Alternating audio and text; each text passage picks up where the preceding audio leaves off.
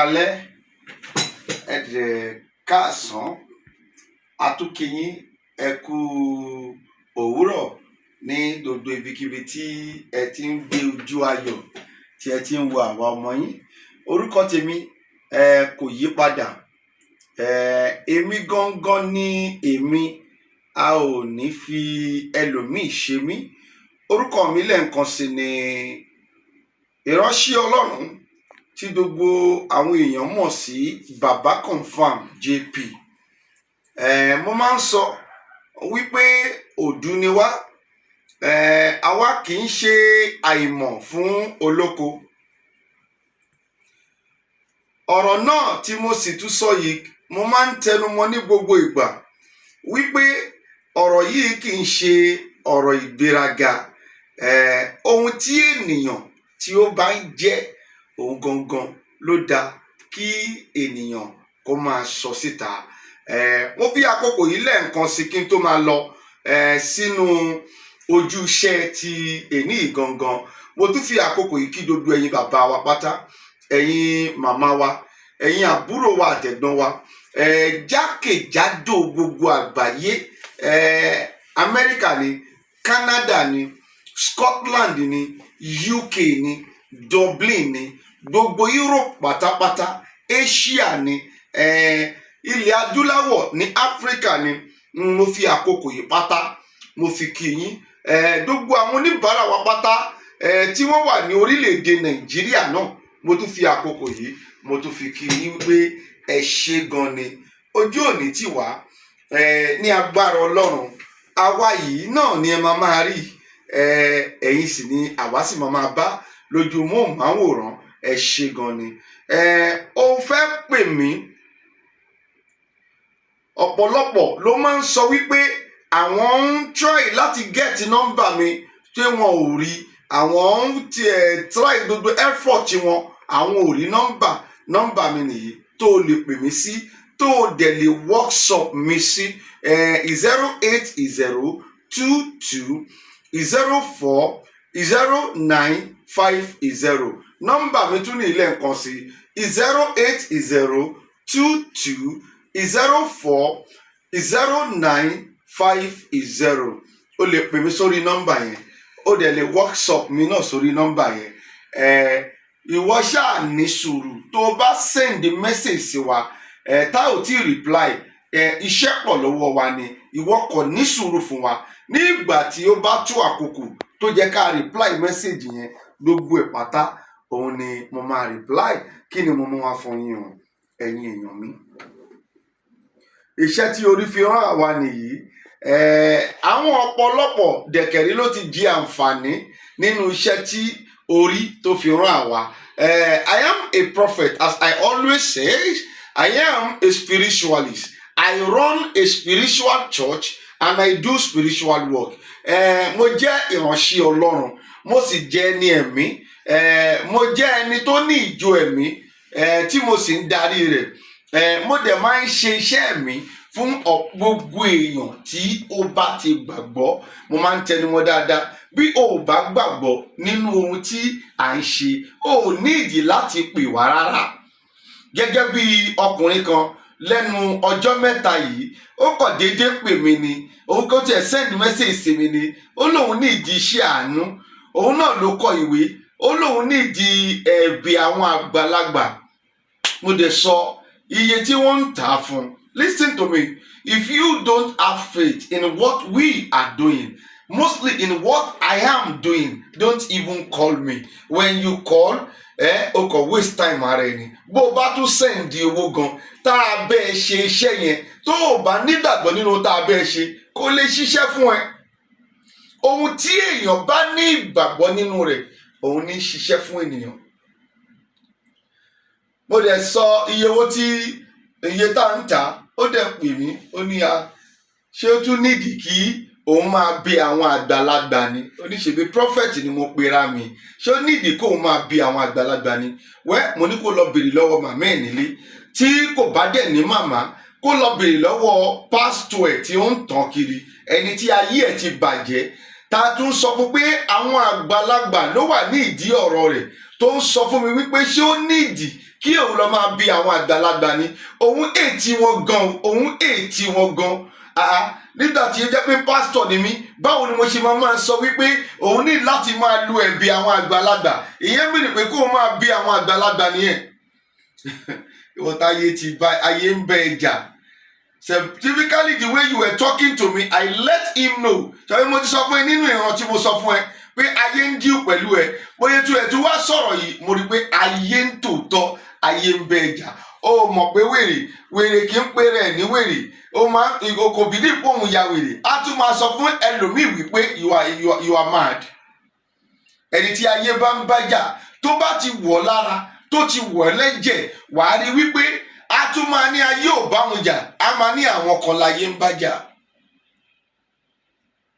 So therefore mo bẹ̀ ìwọ tó o bá mọ ohun tó o fẹ́ má wulẹ̀ pè mí àwọn tó mọ ohun tó fẹ́ I don't deal with a joker.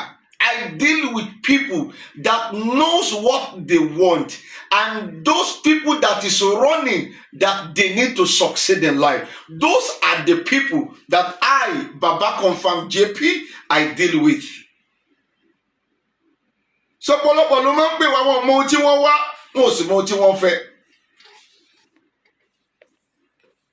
Tí o bá wá rí nọ́mbà wa tó ń rí wa pè tá à ń gbé iye ò ní kó useless privilege yẹn. Ọ̀pọ̀lọpọ̀ ló ń pe Adébóyè tí wọn ò rí Adébóyè pè. Ọ̀pọ̀lọpọ̀ ló ń pe Olúkọ̀yà tí wọn ò rí Olúkọ̀yà pè.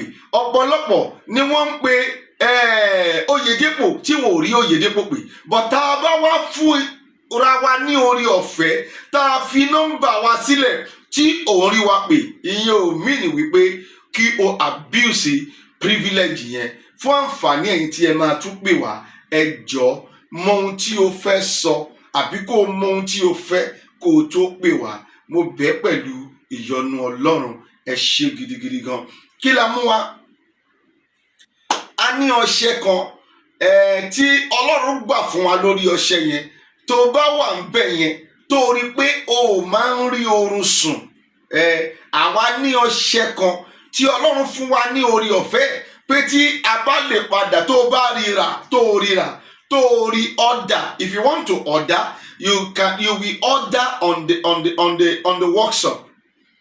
You send your order to me through my workshop number or you send your order to me through SMS which is direct call. The number yẹn ni mo fi sílẹ̀ lẹ́ẹ̀kan yẹn is 08022040950. The number yẹn mo fi sílẹ̀ òun wò wá lọ́wọ́lọ́wọ́ ó máa ń rí oorun sùn tètè pè wá ọṣẹ kan wà táwa bá ṣe fún ẹ wàá sùn dáadáa lọ́gbàgbé ẹ wàá sùn dáadáa brain yẹn máa settle. A ní ọṣẹ tó jẹ́ pé tó bá jẹ́ pé òun rí oorun sùn either you are worried or you are not worried o kàn déédéé rí rẹ wípé o máa ń sùn tètè order fún ọṣẹ yẹn ojú òní tiẹ̀. Ìkejì tí mo tún máa mẹ́nu lé nínú fọ́nrán fídíò yìí òun ni ìwọ tí o bá ń discover wípé orí máa ń fọ́ ẹ o máa ń fọ́ ẹ tètè mójútó kó tó di nǹkan míì mọ́ ẹ lọ́wọ́. Ìyá kan pè mí níbi 2 weeks ago láti Amẹ́ríkà ó dẹ̀ pè mí ó sọ tóun fẹ́ sọ fún mi mo dẹ̀ sọ fún pé nǹkan báyìí ló máa ṣe. Listen to me mo bẹ̀ yín lẹ́ẹ̀kan sí tí o bá tí mọ ohun tó fẹ́ má pè wá. Kì í ṣe ti ìgbéraga ebi ò pa wá mo máa ń sọ ní gbogbo ìgbà iṣẹ́ ọwọ́ mi èyí tí Ọlọ́run fún mi yìí iṣẹ́ ọwọ́ mi yìí ó tó èmi jẹ o. And I'm bold with this work anywhere. A ò ṣeṣẹ́ àjàmbàkù rárá gbogbo àwọn tí wọ́n ra product wa gbogbo wọn ni wọ́n sọ testimony àwa ò sí nínú àwọn tó máa kó testimony fake jáde fún yín nítorí pé kẹ́lẹ̀ gbé product wa dà àwa ò sí níbẹ̀. Tó o bá ti gbàgbọ́ bá ti ń sọ yìí lọ gbàgbé ẹ̀. Ọ̀pọ̀lọpọ̀ wọ́n believe yìí pé iṣẹ́ táwọn ń ṣe yìí kí wọ́n ká máa fún wọn kò possible níwọ̀n gbà tí àwa náà lọ gbà ní ọ̀fẹ́ àwọn material tá à ń lò fún iṣẹ́ yìí a ò lọ gbà ní ọ̀fẹ́ níbi tí a ti ń rà a máa sanwó ni. So therefore ẹnikẹ́ni this is a business ẹnikẹ́ni tó bá mọ̀ pé òun fẹ́ ra nǹkan tó dẹ̀ ń pè wá tó dẹ̀ ń gbọ́ ohun tá à ń sọ yìí you need to pay for it. So therefore a ní ọṣẹ orí fífọ́ any kind of headache lọ gbàgbé ẹ̀ àwa ní ọṣẹ orí fífọ́ táwa bá ṣe fún ẹ tó o bá fi fọ orí ẹ lẹ́ẹ̀mẹ́ta bí orí yẹn ṣe tó bó ti lè wù tó ó gbọ́dọ̀ lọ ó dẹ̀ ní dúró ẹ mọ̀. So o ní láti tètè ọ̀dà tó o bá padà rí pé o bá rẹ nínú ìpele ẹlẹ́ẹ̀kejì tí mo polówó yìí ọṣẹ tí a fi ń fọ orí tí orí bá ń fọ èèyàn a ní ọṣẹ àṣírí bíbù òun ní ìpele kẹta onídìí ọṣẹ onídìí wípé onídìí ọṣẹ àṣírí bíbù pè mí kíákíá onídìí ọṣẹ àwúrí ọlà pè mí kíákíá a ní ọṣẹ tá à ń pè ní àwúrí ọlà ó wà ń bíbà yìí àwúrí ọlà nìyí òun lórí yìí ọṣẹ àwúrí ọlà ó wà ń bí tó nídìí ìwọ kí àkọ workshop mi kó order wọ́n dẹ̀ pé oríṣiríṣi they are in grade they are in levels èyí tí agbára ẹ bá ká òun ni ló máa ṣe a ò fi tipátipá a ò fi mú ẹnikẹ́ni wá pé mi ò sọ pé tipátipá ni kó wá rajà tiwa ṣùgbọ́n ìwọ tó bá mọ ibi tó ń lọ I am telling you ọ̀pọ̀lọpọ̀ yìí ẹ mọ ohun tó tọ́ ṣùgbọ́n at the end of the day ibi ohun tí kò tọ́ lẹ máa padà lọ fọ́ọ̀sì ojú òní tí wàá àní ọṣẹ òun ní ìpele kẹrin tí wọ́n ń pè ní àwúrí ọlà pé wá tó bá nídìí ẹ̀ á ṣe fún ẹ lẹ́ẹ̀kan sí ọṣẹ tí wọ́n ń pè ní ẹ̀bẹ̀ àwọn àgbàlagbà tí a bá rí wípé gbogbo ohun tó ń ṣe yìí tó ń dorí kodò yìí òun ṣe everything tó ń ṣe tí kò mú èrè jáde fún ẹ yìí tá a bá padà rí pé àwọn àgbàlagbà ló wà ń bẹ̀ a máa sọ fún ẹ wípé kó o lọ máa lo nǹkan àwọn àgbàlagbà bó o bá ṣe dádì ẹ ò ní bẹ dádì ẹ ni irú ọmọ tí mo sọ lẹ́ẹ̀kan nínú fọ́nrán yìí wípé ní kí lóyún tó ń ṣe máa bẹ àwọn àgbàlagbà tó o bá ṣe bàbá ẹ ò níbẹ̀ tó o bá ṣe ìyá ẹ ò níbẹ̀ sí. àwọn máa ń fi ohun wí ohun ni kí ohun tá à ń sọ yìí kí ó lè yí ẹ. àwọn tá a dẹ̀ ń sọ yìí tí à ń pè ní àgbàlagbà yìí ọlọ́run ló gbé ilé ayé lé wọn lọ́wọ́ no options ọlọ́run ló gbé ilé ayé ló gbé lé wọn lọ́wọ́ kò sí option bẹ́ẹ̀ ó dẹ̀ fún wọn ní agbára láti lè jẹ ẹnikẹ́ni níyà ìwọ tó o bá dẹ̀ fi ara ẹ sílẹ̀ wọ́n á jẹ níyà wàláhì wàá ṣu dúdú wàá ṣu yéye wàá tún ṣolómi ṣòròrò sódẹ̀pọ̀ a ní ọṣẹ fún ẹ̀bí àwọn àgbàlagbà ìwọ tí àwọn àgbàlagbà tí wọ́n bá ń dà láàmú lórí bísínẹ̀sì ẹni lórí ilé ẹni lórí ọ̀rọ̀ ìgbéyàwó ni lórí anything torí pé nǹkan tó ń ṣẹlẹ̀ sí ẹ it is not ordinary àwọn àgbàlagbà ni a ní ọṣẹ a dẹ̀ ní nǹkan àwọn àgbàlagbà tó lè kojú ẹ̀ ohun tí wọ́n ṣe ní kéèyàn lo nǹkan àwọn àgbàlagbà ni wípé wọ́n lè mú ojú kúrò ní ara ẹni tí wọ́n ń bá fa wàhálà ẹni á lè fi àkókò yẹn ṣe àṣeyọrí kò jù yẹn lọ. ìkẹfà tó wà ń bí a ní ọṣẹ àánú ó wà ń bẹ̀ yẹn onídìí àánú ọṣẹ àánú wà kò họ́dà kíákíá onídìí ọṣẹ ìbùkún wọ́n yàtọ̀ síra wọn àánú yàtọ̀ sí ìbùkún kò họ́dà kíákíá a ní ọṣẹ ìbùkún a ní ọṣẹ ìbùkún ṣó ti rí òun ló wà ń bíbà yìí ọṣẹ ìbùkún lórí lọ́kàn yìí a ní in stock tó gbogbo ètò orí bíbà yìí kékeré ni àwọn production wà nínú store wa tá a ti ṣe rẹpẹtẹ fún àwọn tí wọ́n order ojoojúmọ́ làwọn ń send iṣẹ́ kò dẹ̀ síbi tí iṣẹ́ wa ò ń dé Amẹ́ríkà ni UK ni every part of the country even in Nigeria kò síbi tí iṣẹ́ wa ò ń dé tí ẹni wípé tó DHL ó máa gbé wá sí ẹgbẹ́ yàrá ẹ̀ ní ọṣẹ ìbùkún nìyí a ní ọṣẹ kan tí wọ́n ń pè ní ìtúwọ́ àwẹ̀là ìwọ táyé bá ti dè tó dè tí ò ní ọ̀nà àbáyọ rárá, àwọn la máa ń sọ pé kí wọ́n lọ ra ọṣẹ tí wọ́n ń pè ní ìtúwọ́ àwẹ̀là. Ayé díẹ̀ gbogbo ohun tó ń ṣe ò láṣeyọrí níbẹ̀, wọ́n díẹ̀ pátápátá ó tiẹ̀ gbogbo ẹ̀ kọ́ wà upside down ni, wọ́n ń da ọ̀nà ẹrú. A máa sọ fún ẹ pé ọṣẹ ìtúwọ́ ni kó lọ rà o, ṣùgbọ́n yìí ò ń ṣe ìtúwọ́ lásán, ìtúwọ́ àwẹ̀là ni. A ní ọṣẹ ìṣẹ́gun, ò ń sùn ni, àwọn àlákàlà oríṣiríṣi, oúnjẹ lójú oorun ni, ò ní ìbálòpọ̀ lójú oorun ni, ọṣẹ ìṣẹ́gun ni kó ọ̀dà fún kíákíá o. Ọṣẹ ìṣẹ́gun ni kò ọ̀dà fún, ò ń sùn ó wá rí i pé àwọn kinní kan fa ìlà sí ẹ lára, wall echo, kiri tó ń rìn kiri, ọmọ onílé wọ́n fa ìlà sí ẹ lára, o ní ìdí ọṣẹ ìṣẹ́gun. O rí i pé o sùn, o rí i pé ọ̀tá ẹ kú ni, o ní ìdí ọṣẹ ìṣẹ́gun fún ìràpadà. Ọṣẹ ìṣẹ́gun nìyí. Àlákàlà, ẹni tí tó ń pè ní àlákàlà, o ní ìdí kó tètè ṣe kí ni, kó họ́dà. A ní ọṣẹ ìfẹ́ràn bíbà yìí lóríṣiríṣi, ọṣẹ ìfẹ́ràn lóríṣiríṣi, a ní ìfẹ́ràn lóríṣiríṣi. Irú yìí tí o wá fẹ́, òun ló máa fẹnu ẹ sọ. Àwa wá sọ fún ẹ wípé èyí ni kí o mú, tọ̀hún ni kó o mú. A ní ọṣẹ ìfẹ́ràn ní oríṣiríṣi, ọ̀dà fún àwọn nǹkan yìí, wọ́n ń ṣiṣẹ́ gidigidi gan. A dẹ̀ ní ọṣẹ tó jẹ́ pé òun ni wọ́n pè ní aṣínà, road open soap. Ọṣẹ aṣínà wà ń bíbà yìí. Ọṣẹ wègúnwèpè, òun lórí yìí. Wègúnwèpè nìyí. A ní ọṣẹ wègúnwèpè ń bíbà yìí, pé ìwọ tí ègún àti èpè tó ń bájà, ègún ìran, ègún obìnrin, ègún ọkùnrin lórí ọṣẹ tó lè wẹ ègún yẹn àti èpè dànù, àwa ní bíbà yìí. Ọṣẹ back to sender. A ní ọṣẹ back to sender, òun ló wà lọ́ọ̀kan yìí. This is back to sender soap. A ní ọṣẹ back to sender. A fẹ́ jẹ́ kó tètè kó anything tó bá need, kò sí ohun tí kò tiẹ̀ sí. Mo máa ń wo ọ̀pọ̀lọpọ̀ wípé ẹlòmíì a máa sọ pé iye báyìí là ń ta nǹkan, lówó ẹ̀ ti pọ̀ jù. Ọkùnrin kan dọ́dọ̀ mi ní ọ̀sán àná, ó ní owó ẹ̀ pọ̀. Mo ní owó kí ló pọ̀? Ẹni tó bá ń sọ pé owó oògùn pọ̀ á jí ẹni tó jẹ́ wípé kò ń ṣe oògùn ni, he doesn't know about kò take care ara ẹ̀. Tó bá ní kó lọ ra aṣọ, wọ́n lè lọ ra aṣọ 30,000 naira. Tó bá ní kó ra bàtà, wọ́n lè lọ ra bàtà 50,000 naira. Ojoojúmọ́ ló lè rà. Ṣùgbọ́n ẹni tí a bá sọ pé iye báyìí ni nǹkan tá ń tà, tó wá ní pé owó ẹ̀ pọ̀, èmi máa ń rí wọn ní ìrí wípé